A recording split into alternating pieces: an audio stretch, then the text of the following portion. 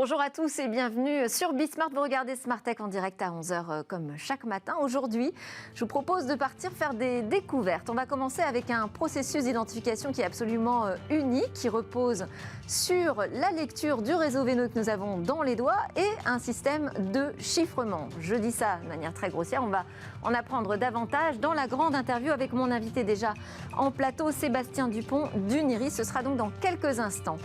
Et puis, autre découverte dans Smart Tech, nous allons partir dans le monde de l'archéologie à la découverte de trésors du passé qui sont de plus en plus faciles à lire et à comprendre grâce à l'arrivée de l'intelligence artificielle. Je recevrai en plateau un doctorant et son professeur chercheur en archéologie qui ont travaillé sur une nouvelle solution donc pour faire parler ces objets venus du passé. Et puis nous retrouverons notre rendez-vous avec le coach startup. Ce sera la coach startup d'ailleurs tout à l'heure. On parlera de la manière la plus intelligente d'intégrer de la diversité dans son activité. Et puis on conclura par une innovation qui pourrait faciliter la vie aux personnes ayant un handicap visuel. Mais d'abord donc place à l'interview.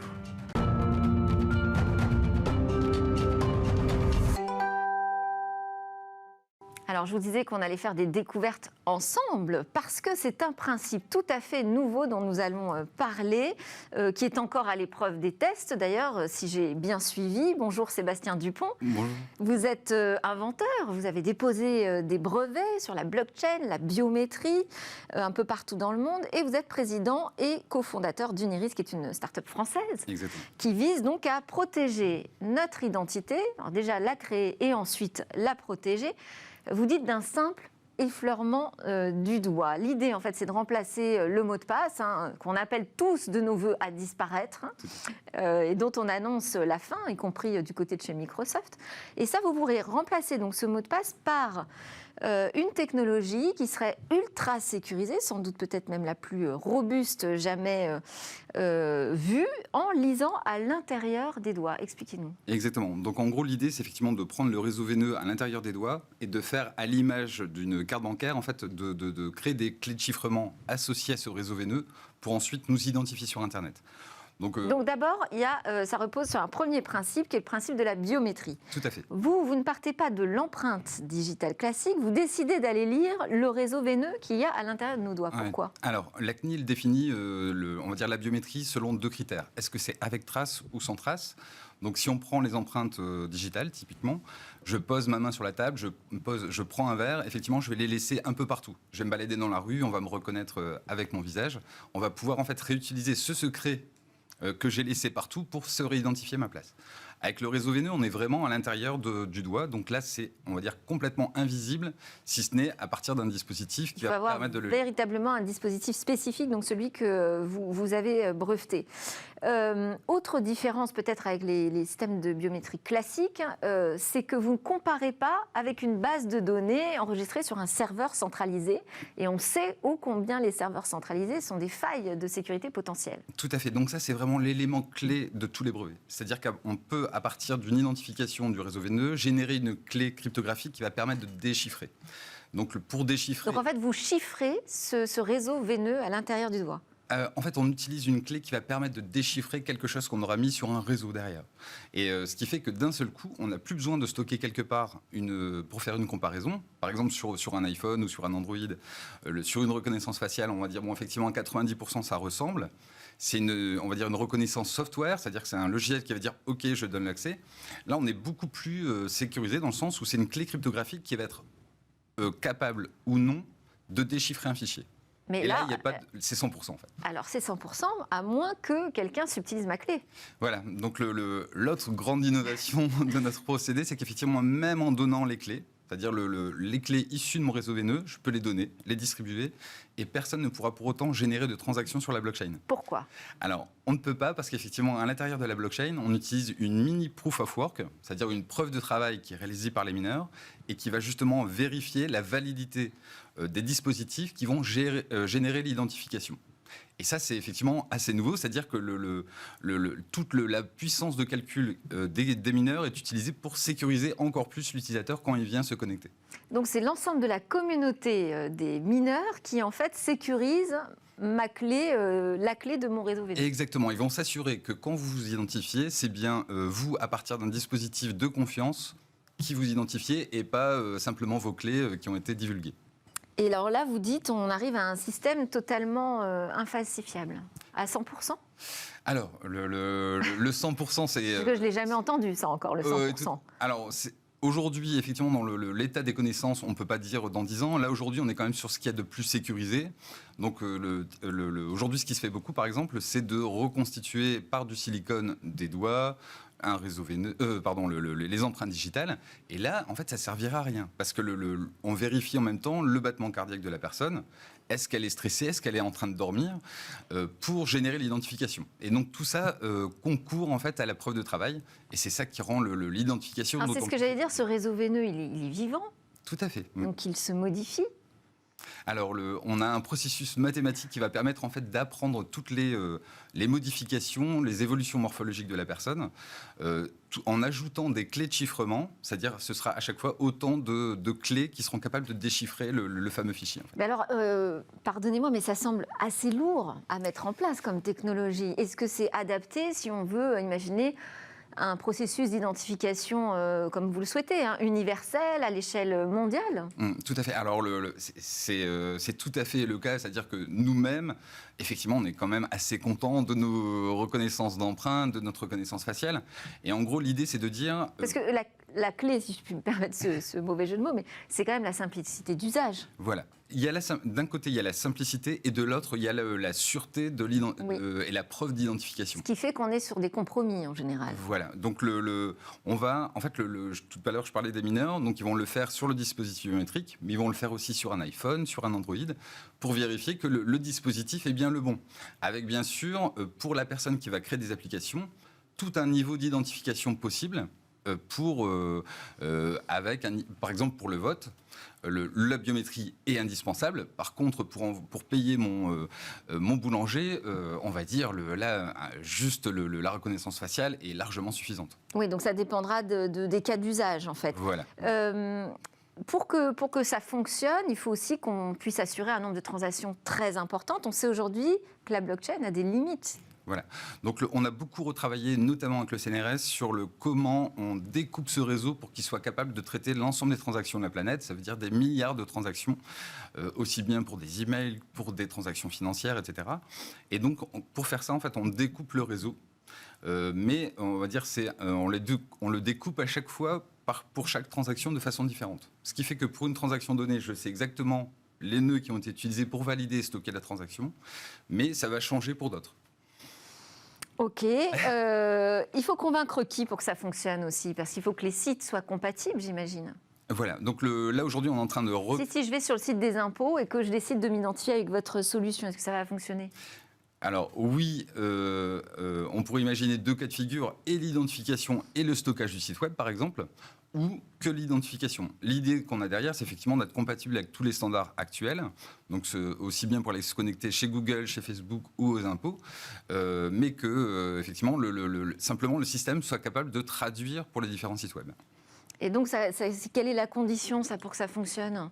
Vous allez démarcher un par un Alors, effectivement, ça, c'est les grands sites, les grandes plateformes. Est-ce qu'elles vont vous ouvrir leurs portes? Est-ce qu'elles vont vous donner accès à leurs standards? Voilà. Aujourd'hui, il y a une arme puissante qui s'appelle la RGPD, qui oblige en fait les sites web à ne pas stocker les données privées des personnes. Oui. Et on est la seule solution qui est purement RGPD, c'est-à-dire on ne stocke rien et on permet de s'identifier derrière. Enfin, on peut stocker quand même avec le règlement. On peut stocker des données personnelles quand même. Aujourd'hui, donc, à quel stade en est votre projet? Moi, j'ai vu que vous aviez commencé comme vous dites, un mainnet, en fait, c'est-à-dire pour travailler en fait cette technologie dans des conditions réelles. Et vous vous donnez quelle échéance pour tester vraiment le concept? Alors, le mainnet a été lancé le 30 juin dernier. Il va rentrer en production, c'est-à-dire accessible à tous, le 12 décembre prochain. Ok. Et vous appelez aussi à des fonds, des investisseurs? Vous avez besoin de lever de l'argent? Oui, alors tout à fait. Alors on le fait par l'intermédiaire de la crypto, mais ce qui est on va dire, un petit peu compliqué. Et puis effectivement, bien sûr, sur des investissements plus traditionnels et notamment sur des industriels pour la mise en place du dispositif. Et vous allez lancer même votre crypto-monnaie d'ailleurs, hein, Tout à pour fait, financer le projet. le Yuko. Ok, donc un projet 100% biométrique et blockchain, totalement unique comme procédé. C'était la première découverte à faire dans Smartech ce matin. Merci beaucoup Sébastien Dupont, président et cofondateur d'Uniris. Allez, c'est l'heure de notre talk, on va parler d'archéologie maintenant. Alors avec moi en plateau viennent de s'installer Sofiane Orage qui est doctorant au sein du Centre de robotique Mines Paris et qui réalise une thèse en co-tutelle avec les archéologues de l'ENS PSL, dont nous avons également un représentant, François Goulette, professeur-chercheur à Mines Paris Université PSL. Merci à tous les deux, vous allez nous parler de ces travaux qui sont en progression en ce moment, puisque je crois que votre thèse n'est pas tout à fait terminée, Sofiane, mais le sujet, alors le titre de la thèse, je vais vous le donner, reconnaissance de motifs sur des nuages de points 3D et application à l'art celtique. Si je fais simple, l'objectif c'est de concevoir un outil qui sera capable d'automatiser la reconnaissance de motifs sur des objets qui surgissent du passé finalement. Oui, c'est exactement ça. C'est que les archéologues, pendant des fouilles, ils vont trouver différents objets. Ça peut être des armures, des casques, des fourreaux, aussi des pièces de monnaie, par exemple. Et ces motifs, ces objets, il y a des motifs qui ont été inscrits dedans. Oui. Et donc là, ce qu'on voit, faites-nous la légende, c'est un casque gaulois ? C'est ça, c'est un casque gaulois. Ça s'appelle c'est le casque d'Agri. Et c'est un casque qui est là entreposé au musée d'Angoulême. Et on peut voir que dans ce casque, il y a plein de motifs différents. Et ce qui va intéresser les archéologues, c'est quels ont été, par exemple, les outils qui ont été utilisés pour faire les motifs de ce casque. Donc pour mieux comprendre les techniques de fabrication, par exemple. D'accord. Et pour y arriver, donc vous avez besoin d'outils automatisés, de logiciels intelligents qu'on appelle aujourd'hui l'intelligence artificielle. Ça c'est des techniques qui sont apparues très récemment, qui sont très très utiles. Et en fait, c'est une brique dans la reconnaissance de motifs, ce qui en fait permet de passer à l'échelle. C'est-à-dire que avant, les archéologues faisaient ça manuellement, mais quand il s'agit d'analyser des milliers d'objets, c'est long, c'est fastidieux et ça demande une très très grande expertise. Et donc, ce qu'il faut faire, c'est des outils pour automatiser tout ça. Et donc, on va utiliser ce qu'on appelle l'intelligence artificielle, c'est-à-dire que la machine, on va lui donner des exemples. Pour lui dire ces motifs-là sont similaires, ces motifs-là ne sont pas similaires. Et ensuite, après, elle va apprendre justement à reconnaître, distinguer les motifs qui sont similaires. Et donc, elle est capable de traiter beaucoup plus d'informations que nous, seuls êtres humains, en fait. Mais c'est quand même pas commun d'avoir ce rapprochement, enfin, il me semble, entre l'archéologie et puis un centre de robotique, non ? C'est un peu une première, j'imagine, François Goulette ? Alors, c'est pas forcément une première, mais vous avez raison, c'était pas très courant.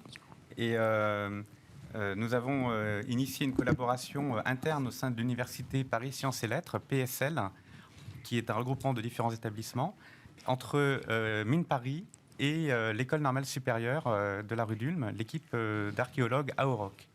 Et c'est effectivement un thème intéressant. Donc, à l'École des Mines, nous sommes spécialisés, c'est une équipe qui est spécialisée sur l'imagerie 3D et les procédés qui sont utilisés dans cette thèse. Et nous avons affaire à des archéologues qui nous ont expliqué un problème qu'ils avaient et sur lequel on s'est dit qu'on pouvait peut-être travailler ensemble pour leur fournir de nouveaux outils. Est-ce qu'il n'existe pas, excusez mes questions de béotienne, mais alors là vraiment archéologie et IA pour moi c'est un sujet tout nouveau, est-ce qu'il n'existe pas déjà des briques technologiques d'intelligence artificielle, de machine learning qui auraient pu être adaptées justement à cette recherche d'automatisation de reconnaissance de motifs ? Il y a déjà des choses qui ont été faites dans le passé, mais à cette échelle-là, il y a on va dire, il n'y a vraiment pas grand-chose. C'est vraiment... c'est très, très, très rare. C'est très difficile à... Parce qu'en entreprise, quand on se retrouve face à une problématique de ce type, en général, on va aller voir ce que proposent les grandes plateformes numériques comme algorithme déjà un peu préparé, et puis on l'adapte, et finalement, c'est pas forcément si compliqué.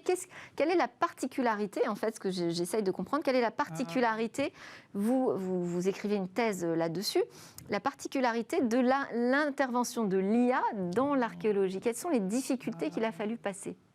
Ah oui, d'accord, je comprends mieux. Alors en fait, on ne peut pas prendre directement la solution proposée par les grandes boîtes.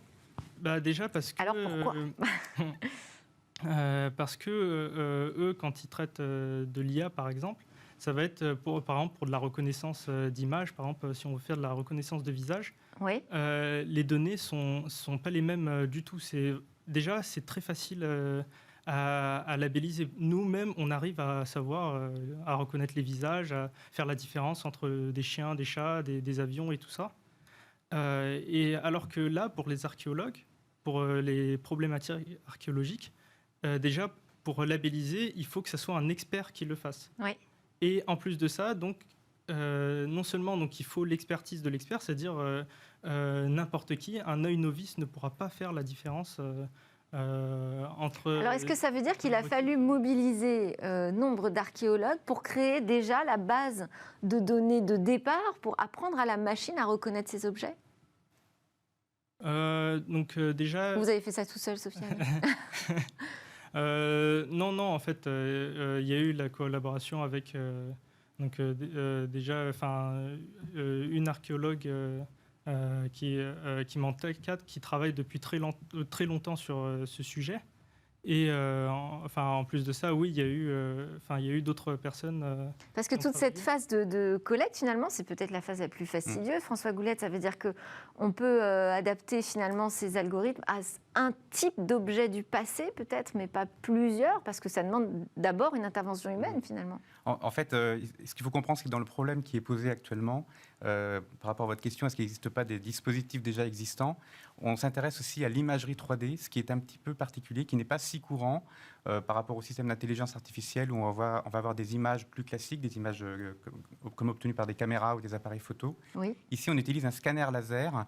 Je ne sais pas s'il y avait une illustration, je ne sais pas si on peut la présenter. Voilà. Oui, celui-ci, oui. Qui permet de numériser des pièces, d'avoir la géométrie 3D de ces pièces. Et déjà, l'utilisation du scanner laser pour l'archéologie est quelque chose d'assez nouveau. Donc, il existe peu de bases de données. Et l'une des parties du travail qui a été fait en collaboration a été aussi de fournir ces bases de données, et ces bases de données annotées, comme vous le disiez, par des experts qui sont les archéologues avec lesquels on travaille.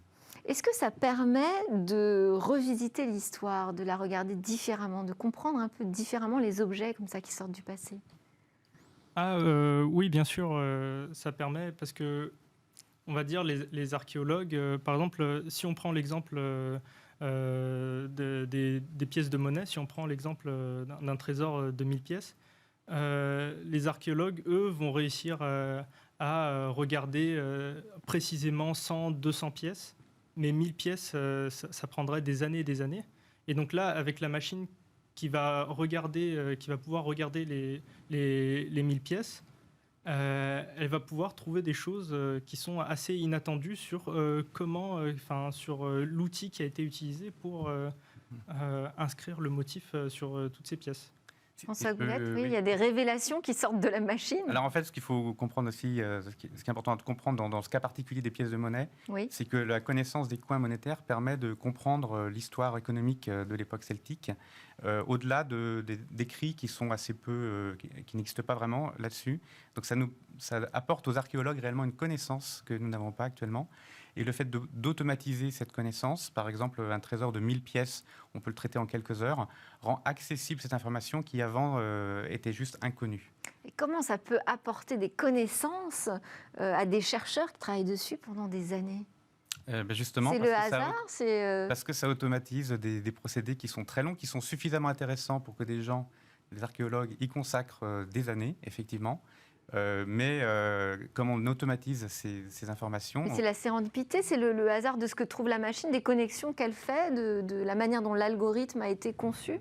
C'est la façon de reconnaître les coins, c'est ce qui est justement Oui, c'est le ça, but de c'est, la méthode. Oui, c'est ça.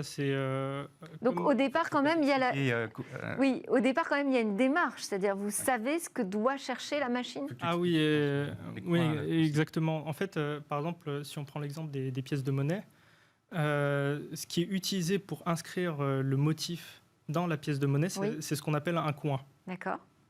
Et donc après, l'étude des coins, ça intéresse énormément les archéologues.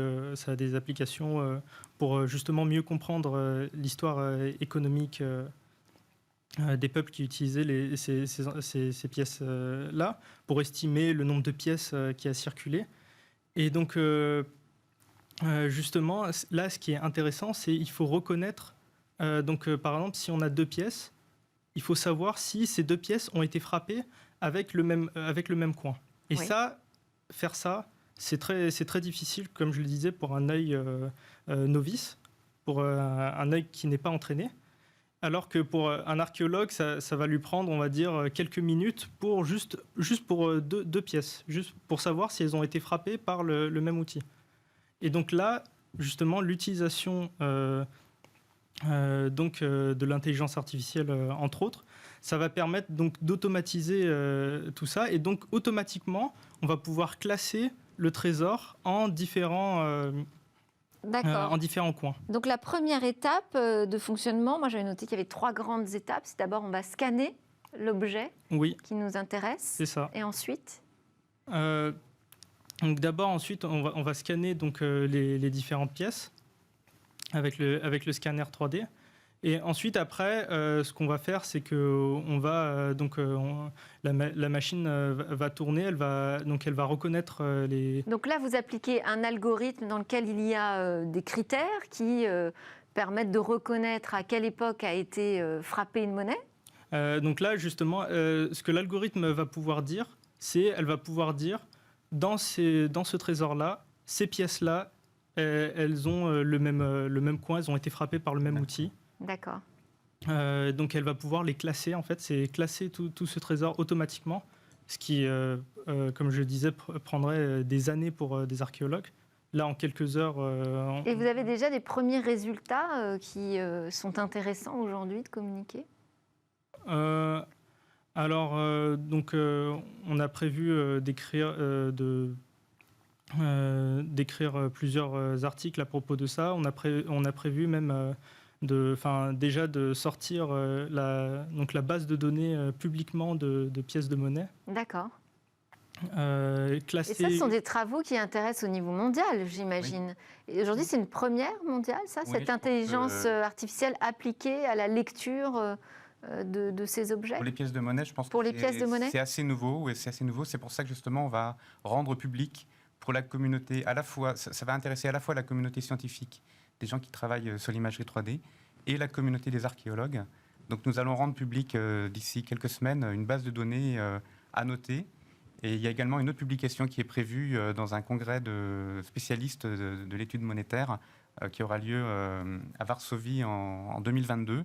Donc il est prévu de communiquer sur les résultats de nos travaux. Félicitations. Et alors sur quoi travaillez-vous en ce moment ? On a parlé des pièces de monnaie. Vous avez d'autres travaux en cours ? Après, c'est surtout après c'est l'outil que je développe. Je l'ai surtout appliqué sur les pièces de monnaie. D'accord. Parce que il y a beaucoup de pièces de monnaie. Il y a une grande base de données. Ça permet donc d'entraîner la machine. Et il y a beaucoup d'attentes, j'imagine, sur le sujet. Oui. C'est ça. Mais après, l'idée, ce serait aussi de généraliser, de voir est-ce que ça, justement, de voir sur d'autres motifs comme le casque. Qu'on a vu au début, sur d'autres types d'objets, comme il y a aussi un fourreau avec différents motifs. Je crois que j'ai pas... Et ça permettrait quoi ? Par exemple, sur les cas, ça permettrait de resituer l'époque précise. Qu'est-ce qu'on pourrait lire à travers ces analyses algorithmiques ? Ça pourrait... C'est toujours pareil. L'algorithme ne va pas ne va pas sortir à la fin une date. Mais ce qu'elle va pouvoir dire, c'est ce motif-là a été fait, par exemple, avec le même outil. Et donc, ça en dit long sur comment cet objet a été fabriqué. Et sur l'art celtique, en fait, Oui. ça éclaire de façon nouvelle des étapes inconnues actuellement de l'art celtique, puisqu'on reconnaît les ateliers où les casques ont pu être fabriqués. C'est ce type d'information que cela permet d'apporter. C'est particulièrement adapté, j'imagine. Vous avez parlé des coins, des motifs sur les casques. C'est particulièrement adapté quand il y a énormément de critères en fait, qui permettent de définir une époque ou un savoir-faire. C'est pas forcément adapté à tous les domaines de l'archéologie. Oui, non, c'est surtout adapté pour reconnaître précisément en fait, un motif, pour même. Enfin, c'est remonté à l'outil, à l'outil qui a permis d'inscrire le motif.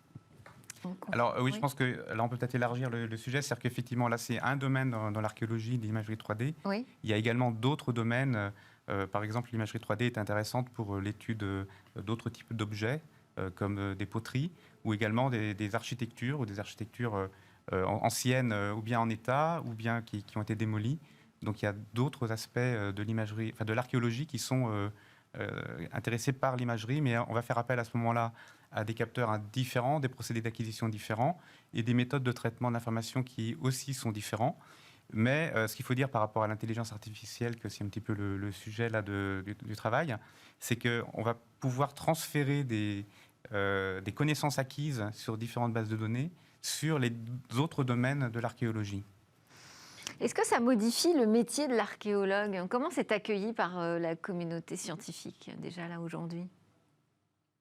Pour l'instant, je pense que c'est très bien accueilli par les archéologues qui vont pouvoir justement, au lieu d'avoir à faire ce travail long, fastidieux manuellement, vont pouvoir déléguer en partie ça aux algorithmes. Et pour se consacrer à quoi d'autre? Ça modifie quand même la tâche, le quotidien de leur travail, non? Après, justement, il faut encore dater tout ce qui est...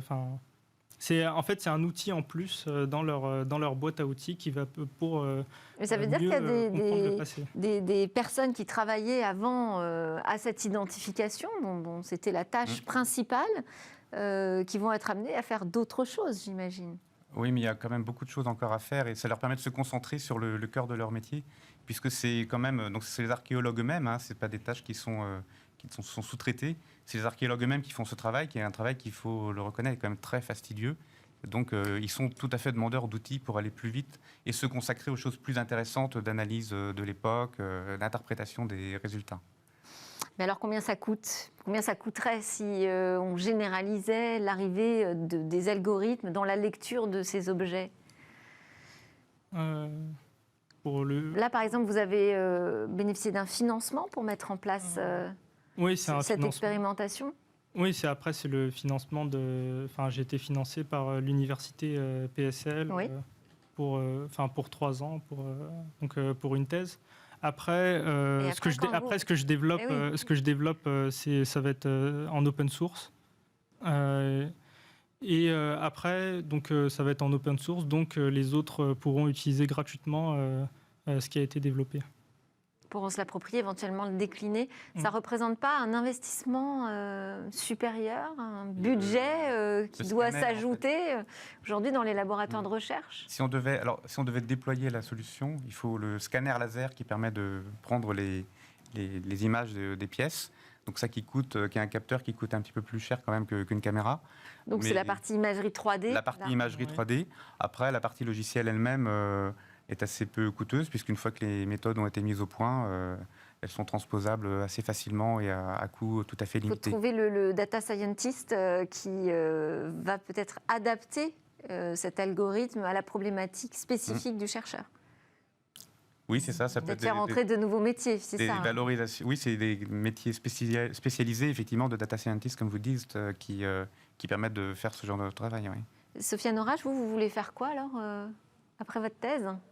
Alors, après ma thèse, ce que j'aimerais faire, c'est plutôt... parce que là, pour l'instant, ce que j'ai fait, ça reste à l'étape de recherche. Oui. Et ce que j'aimerais faire, c'est rendre ça le plus simple et intuitif possible pour les archéologues. Donc j'aimerais continuer dans cette voie pour l'instant pour, en gros, sortir ça sous forme... on ne sait pas encore exactement quelle forme ça va prendre, sous forme de logiciel ou, par exemple, un site web pour... l'archéologue, il donne automatiquement, par exemple, ses objets, son trésor, et automatiquement, ça va faire le travail de classer les motifs. On pense que votre professeur doit être très fier de vous. Vous avez l'air très impliqué. Merci beaucoup à tous les deux d'être venus en plateau. Sofiane Orage, donc doctorant en informatique à Mines Paris, Université PSL, et François Goulette, professeur-chercheur à Mines Paris aussi, Université PSL. Merci à vous. Juste après la pause, petite pause dans Smart Tech. Après, on se retrouve pour les conseils de la coach Startup et puis notre Zoom quotidien sur une innovation.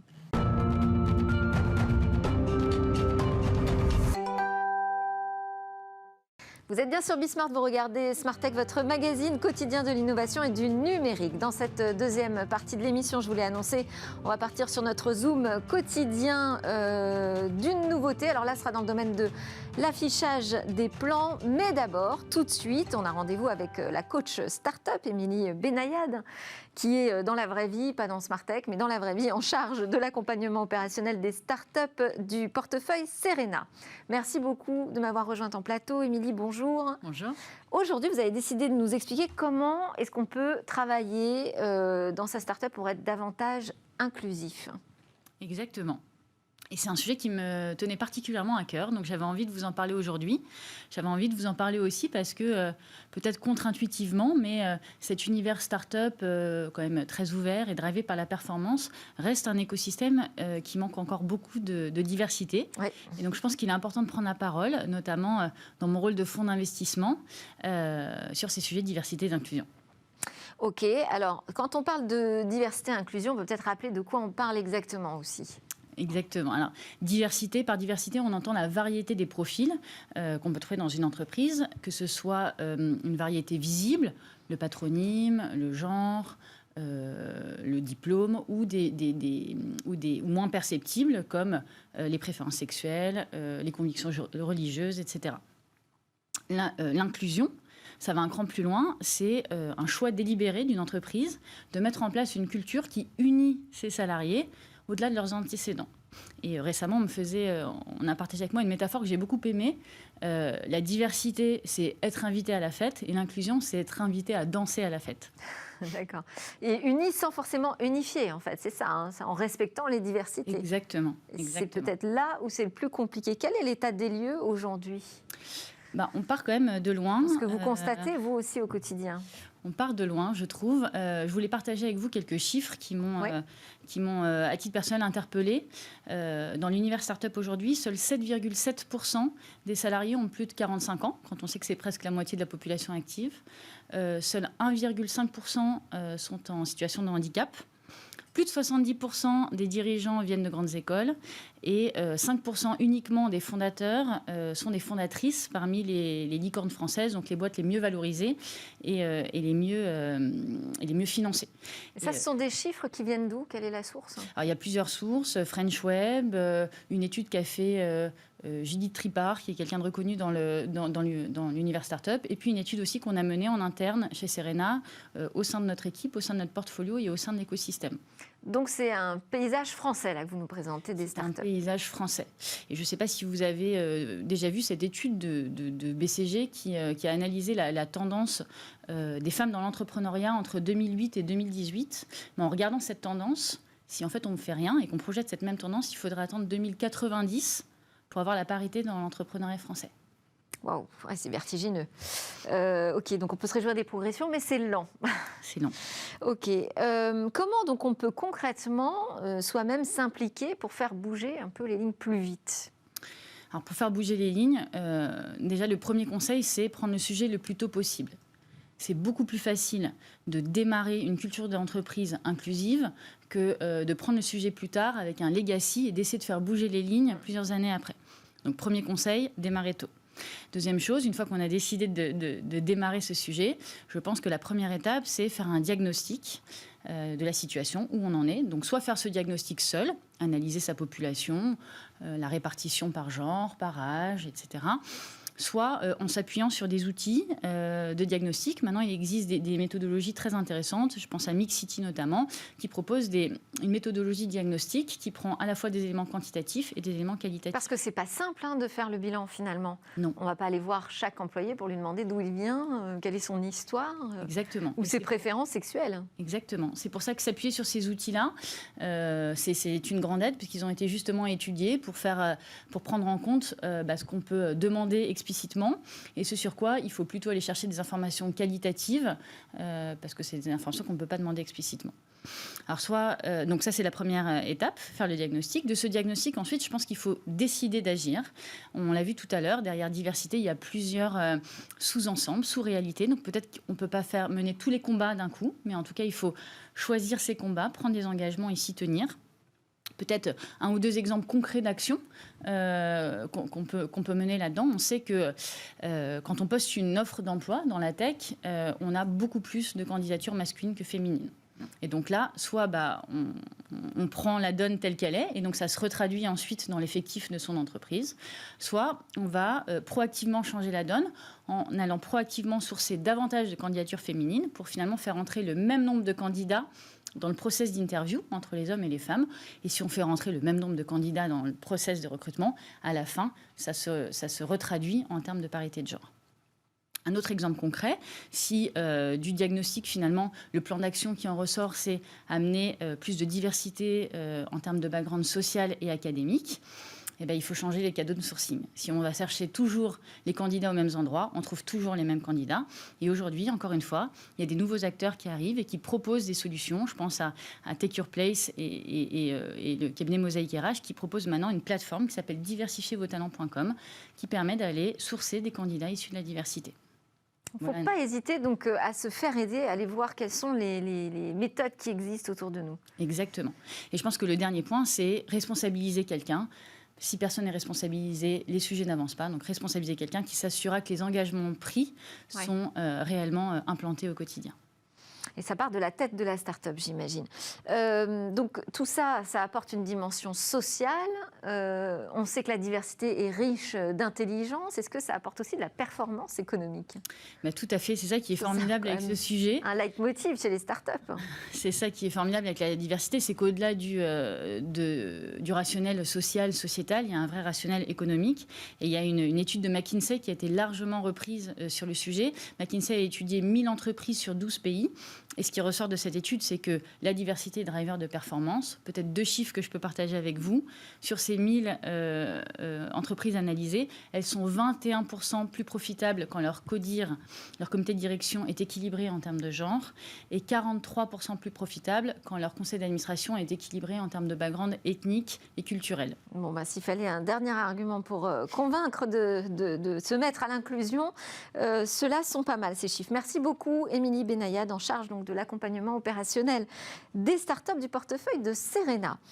À suivre, eh bien, c'est la découverte avec demain une tablette qui va afficher du vrai relief.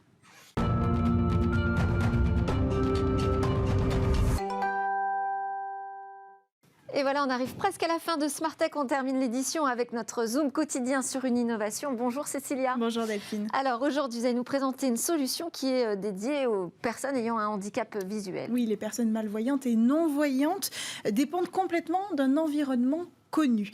Le trajet du travail à la maison, par exemple, est mémorisé, ou alors celui du bureau à la salle de conférence. La clé, c'est leur autonomie précisément. Mais que se passe-t-il quand, par exemple, l'entreprise d'un salarié déménage, change de locaux ? Eh bien là, la personne va perdre son autonomie. C'est ce qui est arrivé à un salarié dont la société, une grande entreprise française installée depuis 10 ans au même endroit, a déménagé, s'est retrouvé devant 28 000 mètres carrés d'un nouvel environnement entièrement à mémoriser. Heureusement, une technologie est venue l'accompagner, celle d'une société française qui s'appelle Philobject.